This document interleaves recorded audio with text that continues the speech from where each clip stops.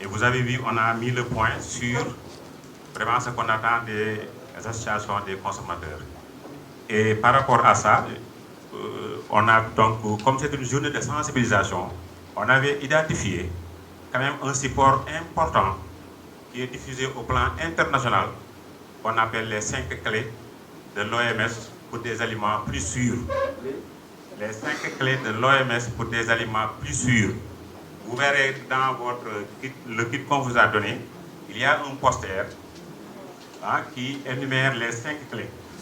C'est le fruit d'un travail de beaucoup d'experts, parce que comme Mame l'a dit dans sa présentation, la charge des maladies d'origine alimentaire, les conséquences économiques, tout cela, en tout cas l'OMS s'est rendu compte qu'il y a des règles essentielles qu'il faudrait que tout le monde comprenne pour un peu se protéger contre ces maladies-là. Donc vraiment, on a simplifié les choses, mais tout en restant dans la science. Pour que ce document soit accessible à tout le monde, que ce soit les gens qui fabriquent, qui produisent les aliments, que ce soit les consommateurs, en tout cas tout le monde doit maîtriser ce document, et je pense que c'est aujourd'hui, on voulait en profiter pour faire le tour de ce support. Donc on va partager et vous verrez que c'est accessible à tout le monde. Allons-y.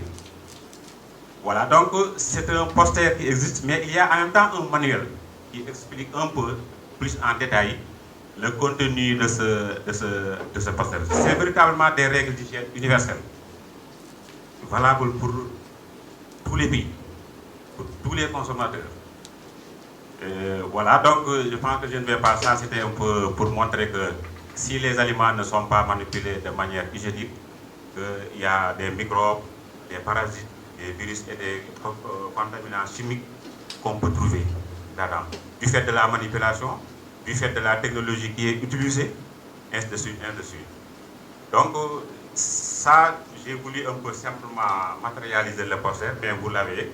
Et on est en train même de tirer un poster beaucoup plus grand que ça pour permettre une bonne lecture. Donc il s'agit de 5 clés. Donc la première clé dit il faut prendre l'habitude de la propreté. On verra un peu le contenu. Qu'est-ce qu'on entend par prendre l'habitude de la propreté. La deuxième clé, c'est de séparer les aliments crus des aliments cuits. Ça aussi, on va voir pourquoi il faut le faire. Quels sont les risques qui, en tout cas, qui peuvent se produire si on mélange des aliments crus et des aliments. Je pense que les femmes qui vont dans les marchés, dans leur cuisine, ils savent de quoi on parle. Il faut séparer. Il faut bien cuire les aliments. Il faut bien cuire les aliments. Je pense qu'au Sénégal, on a cette chance que si on est un peu épargné par rapport à beaucoup de maladies, en tout cas d'origine alimentaire, c'est parce que l'habitude culturelle qu'on a ici, c'est de cuire bien les aliments. Mais il y a une tendance quand même qui est en train de se développer où les gens ont des préférences par rapport peut-être à des mets qui ne sont pas suffisamment cuits. Et il y a des risques à ce niveau-là. On verra pourquoi il faut bien cuire les aliments. Il faut maintenir les aliments à une bonne température. Là aussi, on verra un peu, après avoir préparé les aliments, comment les garder. Pour ne pas, en tout cas, courir des risques que des microbes se développent là-dessus. Ou bien que les aliments soient adhérés. Il faut utiliser aussi de l'eau et des produits sûrs. Je pense qu'il faut utiliser de l'eau. Il faut laver les aliments. Les aliments doivent être, mais de l'eau quand même, de l'eau de qualité. Parce que s'il faut utiliser de l'eau, mais il faut utiliser aussi de l'eau où véritablement, parce qu'il y a une eau qui peut être contaminée et qui peut donc véhiculer. Donc voilà un peu les 5 clés et on va rapidement prendre clé par clé pour un peu détailler et essayer de nous faire comprendre. Si on prend la première clé qui parle de prendre l'habitude de la propreté.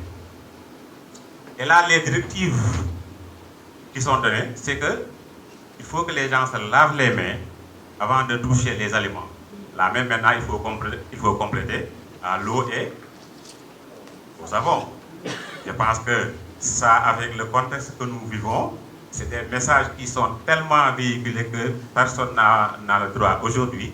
En tout cas, quand on dit lavez-vous les mains, il faut se laver les mains avec de l'eau et du savon avant de toucher. Pourquoi il faut se laver les mains avant de toucher les aliments? Une bonne femme qui va au marché, qui revient, oui. C'est pour éviter le contact des bactéries, virus, parasites, oui, avec les aliments. Avec les aliments. Donc, les bactéries et les virus peuvent se trouver dans la main. Voilà. C'est évident pour tout le monde parce qu'on est dans ce contexte que les gens ont bien. Donc voilà, tu peux revenir un peu. Ça, c'était un peu pourquoi. Parce que les microbes sont partout. Dans nos mains, dans nos habits, dans le matériel que nous utilisons dans la cuisine, les tables que nous utilisons, les microbes sont partout.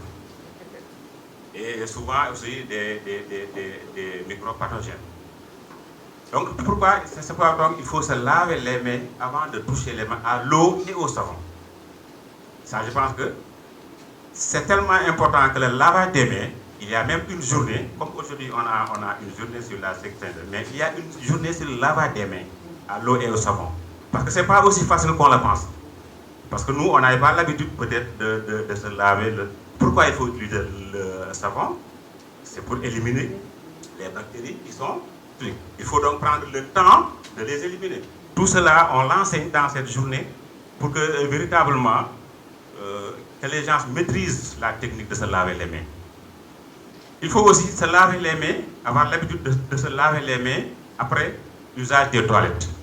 D'ailleurs, on vous dit le lavage des mains, on a cité des moments critiques, 5 moments critiques où il faut véritablement se laver. Avant de toucher les aliments, avant de préparer les aliments, à la sortie des toilettes. Parce que nous, culturellement, nous utilisons la main pour manger, mais nous utilisons aussi la main pour beaucoup d'autres choses. Quand les gens vont dans les toilettes, ils utilisent la main gauche et on mange avec la main droite. Donc nous courons ici le plus de risques, peut-être même que les gens qui utilisent peut-être des cuillères ou bien des bâtonnets pour manger. Mais nous, la main que nous utilisons, ailleurs, c'est cette main que nous utilisons pour manger. Donc la nécessité d'avoir l'habitude de se laver les mains après l'usage des toilettes. Et d'ailleurs, nous, dans tous les programmes que nous menons au niveau des ménages, c'est pourquoi on demande aux gens de prépositionner un dispositif de lavage des mains à la sortie des toilettes.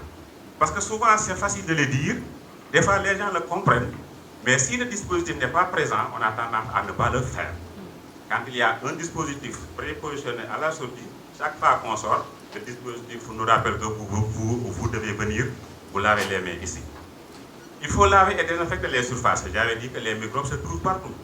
Il faut avoir donc une solution à domicile qui vous permet de désinfecter régulièrement les surfaces. Et ça, vous avez l'eau de Javel qui est communément utilisé dans les maisons et il y a un dosage qui est utilisé pour ça. Donc il faut, si vous avez 100 ml 100 ml d'eau de Javel, vous les mettez dans 3 litres d'eau, vous avez 1